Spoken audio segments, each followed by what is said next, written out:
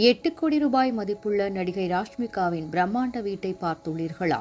இதோ பாருங்க. இந்திய சினிமாவில் முன்னணி நடிகையாக வலம் வரும் நடிகை ராஷ்மிகா மந்தனாவின் பிரம்மாண்ட வீட்டின் புகைப்படங்கள் வெளியாகியுள்ளது. நடிகை ராஷ்மிகா மந்தனா கன்னட திரையுலகம் மூலம் அறிமுகமானார். இதன்பின் தெலுங்கில் என்ட்ரி கொடுத்த இவருக்கு ரசிகர்களிடையே நல்ல வரவேற்பு கிடைத்தது.